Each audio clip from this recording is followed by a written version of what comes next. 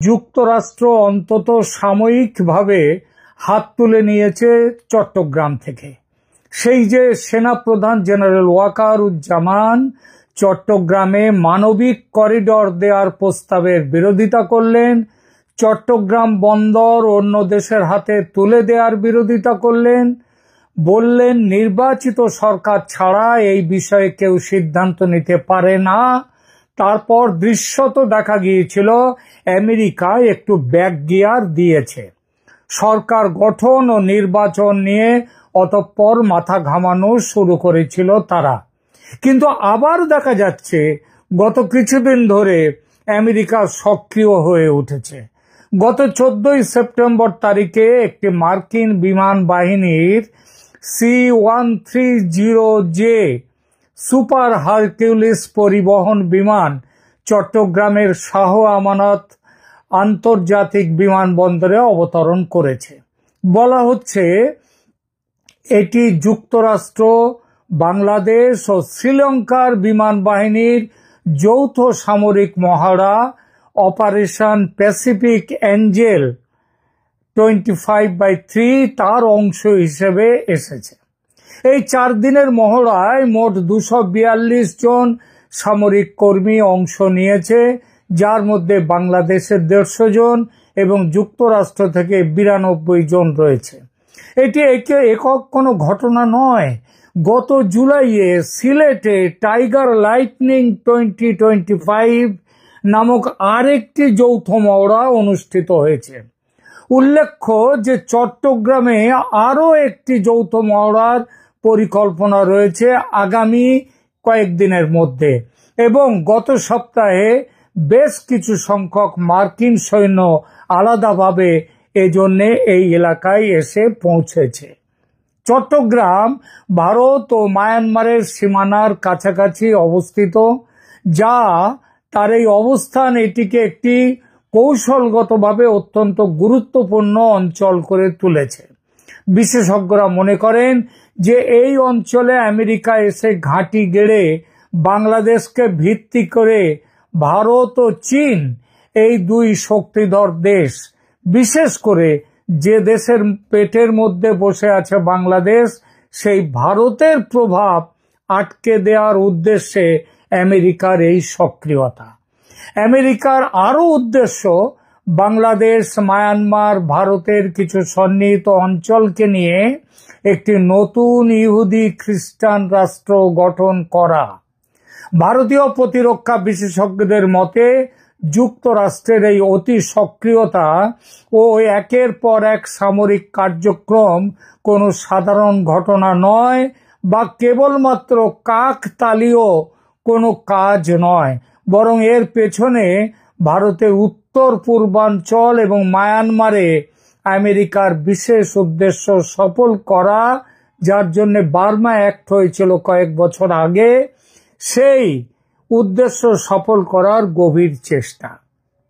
উদ্দেশ্য শুধু ভারতকে দমন করা নয়, চীনও যাতে তার অর্থনৈতিক ও সামরিক প্রভাব না বাড়াতে পারে বাংলাদেশে, সেই উদ্দেশ্যে বাংলাদেশের ওপর আমেরিকার এতটা নজর। চীন মায়ানমারে তার বেল্ট অ্যান্ড রোড ইনিশিয়েটিভ বা BRI প্রকল্পগুলোর মাধ্যমে প্রভাব বিস্তার করেছে, প্রভাব বাড়িয়েই চলেছে।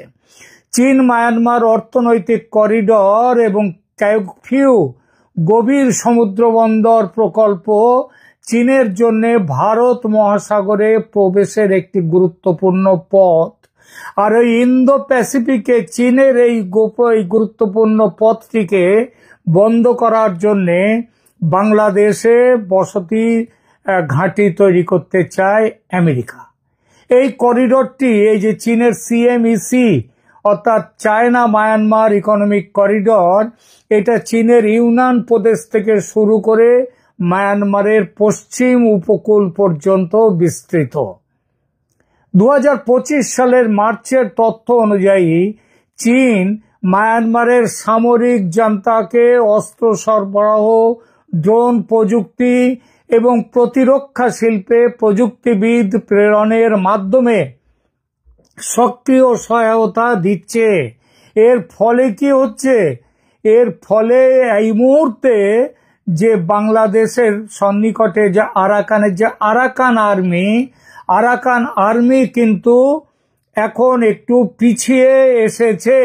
আরাকান আর্মির এই পিছিয়ে এসেছে এবং এর ফলে আবার মায়ানমারের সরকারি বাহিনী তাদের কিন্তু অগ্রগতি শুরু হয়েছে। চীন এমনকি একটি যৌথ নিরাপত্তা কোম্পানি গঠনের ব্যাপারেও আলোচনা করেছে মায়ানমার সরকারের সঙ্গে। 2025 সালের আগস্টে মায়ানমারের সামরিক প্রধান মিন অং হ্লাইং তিনি চীনের সাংহাই কোঅপারেশন অর্গানাইজেশন সম্মেলনে অংশগ্রহণ করেন এবং প্রেসিডেন্ট শি জিনপিংয়ের সঙ্গে তিনি বৈঠক করেন। সেখানে দুই দেশের মধ্যে 7টি সমঝোতা স্মারক স্বাক্ষরিত হয়। মনে হওয়া স্বাভাবিক, মায়ানমারের কাচিন অঞ্চলে রেয়ার আর্থ ম্যাটেরিয়ালসের দখল পেতে আমেরিকার পুরনো প্ল্যান চীন মায়ানমার এসব সমঝোতার কারণে বিগড়ে যেতে পারে, এই ভয়ে আমেরিকা আবার গা ঝাড়া দিয়ে উঠেছে এবং চট্টগ্রামে দখল কায়েম রাখার জন্যে হঠাৎ করেই একের পর এক যৌথ সামরিক মহড়া শুরু করে দিয়েছে। এবছর ইতিমধ্যে টাইগার লাইটনিং, টাইগার শার্ক এবং প্যাসিফিক অ্যাঞ্জেল এই তিনটে মহড়া অনুষ্ঠিত হয়ে গেছে। সামনে আরো মহড়া আছে। এই মহড়াগুলোর আনুষ্ঠানিক উদ্দেশ্য বলা হচ্ছে প্রতিরক্ষা সহযোগিতা শক্তিশালী করা, যৌথ শক্তির ইন্টার অপারেশনাল ক্ষমতা সেটা বাড়িয়ে তোলা এবং মানবিক সাহায্য ও দুর্যোগ ব্যবস্থাপনায় সহায়তা করা। কিন্তু পিছনের না বলা আসল উদ্দেশ্য হলো মহড়ার কারণ দেখিয়ে সৈন্য ও যুদ্ধাস্ত্র সম্ভার ক্রমশ মজুত করা, বাড়িয়ে যাওয়া এবং দখলদারি বজায় রাখা, যাতে চীন ও ভারত এই দুই শক্তিকে দূরে রাখা যায়। চীন গত 15 বছর ধরে বাংলাদেশের সর্ববৃহৎ বাণিজ্যিক অংশীদার।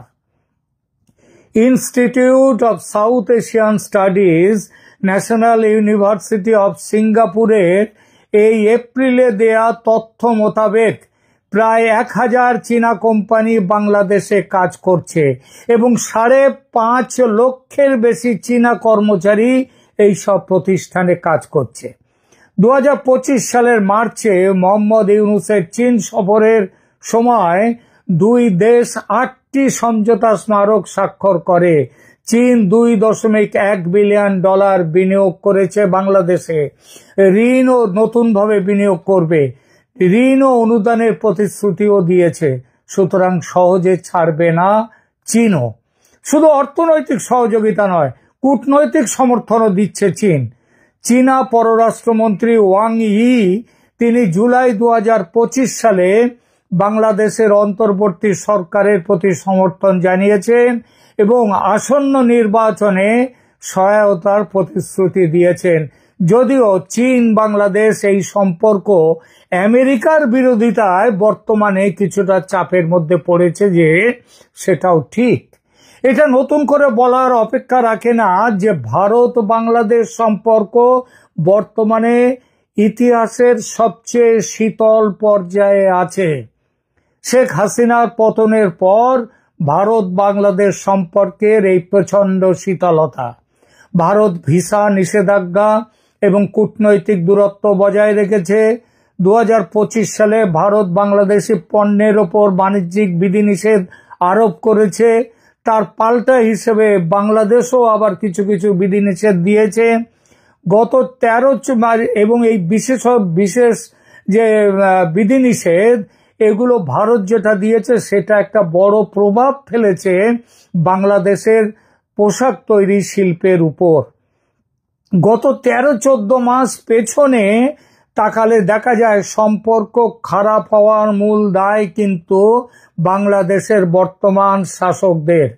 তারা বাংলাদেশের মানুষের মধ্যে অ্যান্টি ইন্ডিয়া সেন্টিমেন্ট যার উপরে ভর দিয়ে তারা ক্ষমতায় এসেছিল, শেখ হাসিনাকে দেশ থেকে তাড়িয়েছিল, বাংলার ভারতের চর হিসেবে, ভারতের হাতের পুতুল হিসেবে তারা নিজেরা এখন হয়ে গেছে আমেরিকার হাতের পুতুল। ইউনুস করেছেন কি, এই সম্পর্ক খারাপ করার গত 13-14 মাস পেছনে তাকালে দেখা যায় সম্পর্ক খারাপ হওয়ার মূল দায় বাংলাদেশের বর্তমান শাসকদের। ইউনুস চীনের কাছে গিয়ে বলেছেন যে ভারতের 7টি পূর্বাঞ্চলীয় রাজ্য স্থলবেষ্টিত এবং বাংলাদেশ তাদের সমুদ্রের একমাত্র রক্ষক। এই মন্তব্য নিউ দিল্লিতে স্বাভাবিক কারণেই উদ্বেগ সৃষ্টি করেছে। কিন্তু সম্পর্ক খারাপ যাচ্ছে বলে যে সম্পর্ক চিরতরে কেটে দিতে হবে তা তো নয়, তাতে নিজেদেরই লোকসান। কারণ বাংলাদেশে উত্তেজনা ও অস্থিরতা থাকলে ভারতও সুস্থির থাকতে পারে না। সুতরাং নিজের স্বার্থেই ভারতকে নজর রাখতেই হবে বাংলাদেশের ওপর। সে দেশে যে 2.5-3 কোটি হিন্দু আছে এখনো, তাদের সুরক্ষার দিকেও নজর দিতে হবে ভারতকে। আর সেই সুরক্ষার ব্যবস্থা আমেরিকা ভালো করে পা জমানোর আগেই করতে হবে। গত 15, 16 এবং আজ 17 তারিখে কলকাতার ফোর্ট উইলিয়ামে যে বড় মাপের সামরিক বৈঠকটি হয়েছে, সেখানে মুখ্য আলোচনায় কিন্তু ছিল চট্টগ্রাম প্রসঙ্গ। কিভাবে চট্টগ্রামে ভারত তার আধিপত্য স্থাপন করবে, এজন্য প্রয়োজনে বল প্রয়োগেও যে দ্বিধা করবে না ভারত, সেটা কিন্তু তার বার্তা বিভিন্ন সূত্র থেকে পাচ্ছি। ত্রিপুরা লাগোয়া বাংলাদেশের চিকেন স্নেক করিডরের দিকে নজর আছে, এই জন্যেই ওই করিডরটা কেটে দিলেই চট্টগ্রাম বিচ্ছিন্ন এবং ভারত ত্রিপুরার মাধ্যমে নর্থ ইস্ট থেকে সরাসরি বঙ্গোপসাগরে তাদের যাওয়া আসা চলবে। এখনো পর্যন্ত ভারত এই জন্যেই ত্রিপুরা লাগোয়া বাংলাদেশের এই করিডরের চিকেন স্নেক করিডরের দিকে এই জন্যই নজর রেখেছে। এখনো পর্যন্ত ওয়েট অ্যান্ড ওয়াচ নীতি ভারতের, দেখছে ফ্রি, ফেয়ার অ্যান্ড ইনক্লুসিভ নির্বাচনে আওয়ামী লীগ ক্ষমতায় ফেরে কিনা। কিন্তু সে সম্ভাবনা যদি না দেখা যায়, যদি আওয়ামী লীগকে নির্বাচনে অংশগ্রহণ করতে না দেয়া হয়, তাহলে অন্য পথ তো নিতেই হবে ভারতকে। আর তার জন্য প্রস্তুত হচ্ছে ভারত। প্রস্তুতি যে শুধু চট্টগ্রামের চিকেন স্নেকে তা নয়, ভারতের দক্ষিণ দিনাজপুর থেকে মেঘালয়ের গারো পাহাড় পর্যন্ত একটি ছোট্ট, তেমন বড় নয়, বোধহয় 60-70 কিলোমিটার হবে খুব বেশি হলে, সেই লাইনটা কেটে দিলে মেঘালয়ের গারো পাহাড় পর্যন্ত এই যে লাইনটা টানলেই একটা আলাদা হয়ে যাবে বাংলাদেশের রংপুর ডিভিশন। ওটা আর এক চিকেন স্নেক বাংলাদেশের। ভারতের নজর সেদিকেও আছে। অপেক্ষা করছে ভারত শুধু শেখ হাসিনার প্রত্যাবর্তনের। কারণ বাংলাদেশে একমাত্র তাকেই বন্ধু হিসেবে জানে ও মানে ভারত। এটা ঐতিহাসিক ভাবে প্রমাণ করে দিয়েছে জামাত, বিএনপি এবং এই ইউনুসের বর্তমানে যারা আছেন সঙ্গী সাথী, তারা তো প্রমাণ করে দিয়েছেন যে তারা ভারতের বন্ধু কেউ নয়, ভারতের শত্রু। এই জন্যেই শেখ হাসিনার প্রত্যাবর্তনের দিকে তাকিয়ে আছে ভারত। বাংলাদেশে একমাত্র তাকেই বন্ধু হিসেবে জানে ও মানে, আর বন্ধুত্বের মর্যাদা দিতেও জানে ভারত। কি বলতে চাইছি আশা করি বুঝেছেন সবাই। চট্টগ্রামে মার্কিন সামরিক উপস্থিতি ভারত ও মায়ানমার এবং চীন, এই সমস্ত দেশের পক্ষেই উদ্বেগের কারণ হয়ে দাঁড়িয়েছে। এই অঞ্চলে বহিরাগত শক্তিগুলোর প্রভাব বৃদ্ধি আঞ্চলিক স্থিতিশীলতার জন্য হুমকি নিয়ে এসেছে। বর্তমান পরিস্থিতিতে বাংলাদেশ তাই প্রকৃতপক্ষে 3টি পরাশক্তির প্রতিযোগিতার কেন্দ্রভূমিতে, কেন্দ্রবিন্দুতে অবস্থান করছে। বাংলাদেশ, তুমি কার?